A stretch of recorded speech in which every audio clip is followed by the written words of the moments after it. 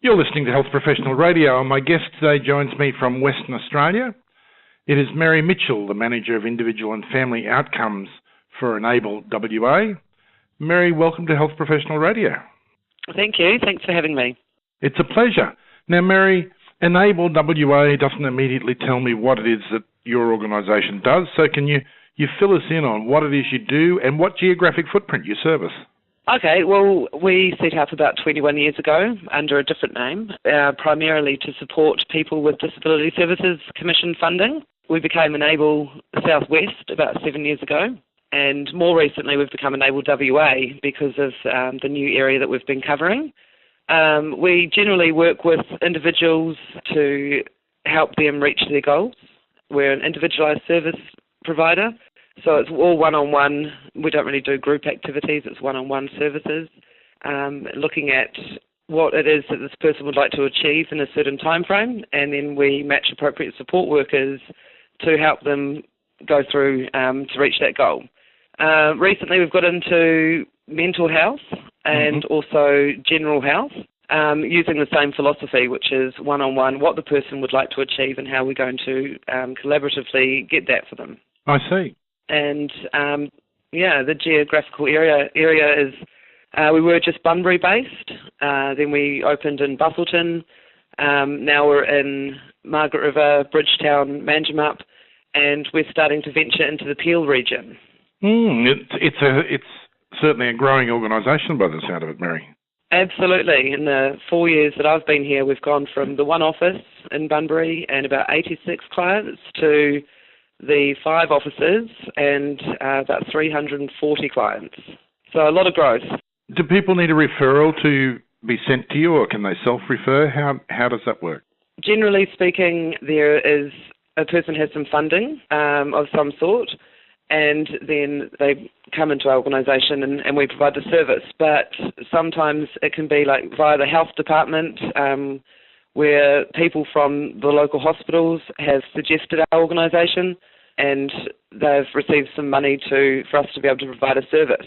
We also do a fee for service, so people can just come in and maybe use one of our mentor support workers to work with their son or daughter to help them get their licence or, get better at personal hygiene and things like that.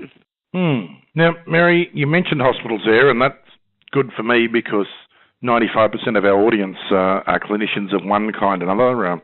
A lot work in acute care and hospitals. Another big group work in aged care. We don't have a lot of GPs, but we have a few, and we get a lot of specialists. So for those clinicians who are listening today, what's the takeaway message for them?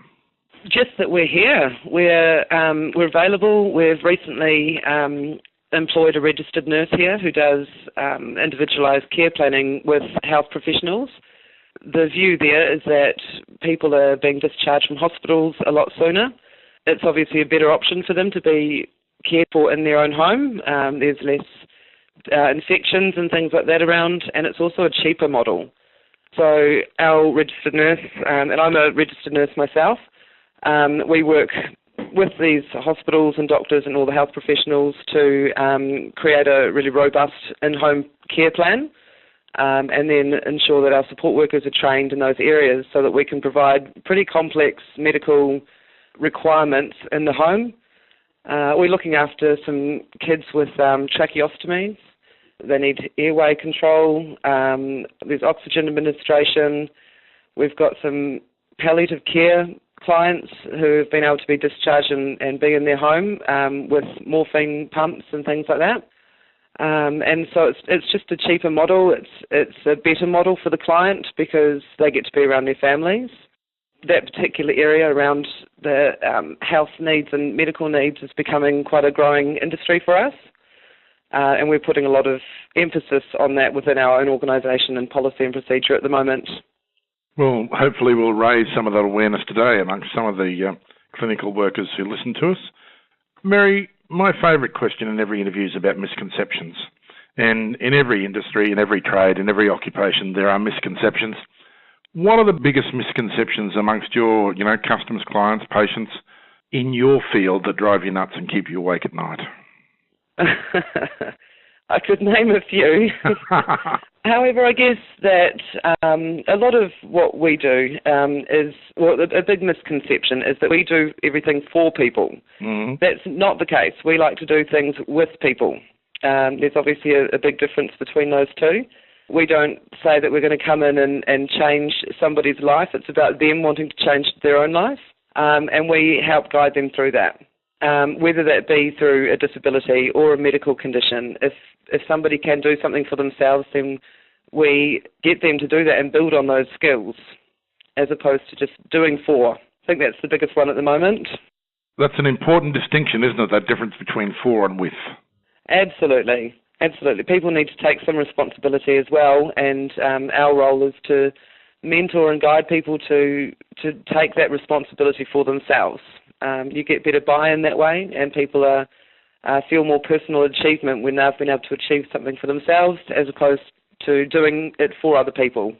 Well, I wish you well with getting that misconception out of your hair and out of the way. We'll help a little bit by having some people hear you today. Mary, it's been a pleasure having you on. Thank you for your time. That's right, thank you. I've been in conversation with Mary Mitchell, who's the Manager of Individual and Family Outcomes with Enable WA. Now, if you'd like to get in touch with the organisation or with Mary, the best way to do that is through the website at www.enablesouthwest.org.au. Now, the website hasn't got up with the name change yet, so I'll give it to you again. It's www.enablesouthwest, all one word, .org.au. And you'll find all the contact details you need on there. Mary, thank you for your time. It's been a pleasure chatting with you. Thank you, Wayne, and have a good day. If you just missed my chat with Mary, the good news is we have a transcript on our website at www.hpr.fm, and you can listen to an audio recording of the interview both on YouTube and SoundCloud, and there are links to both of those also on our website. This is Health Professional Radio. My name is Wayne Bucklar.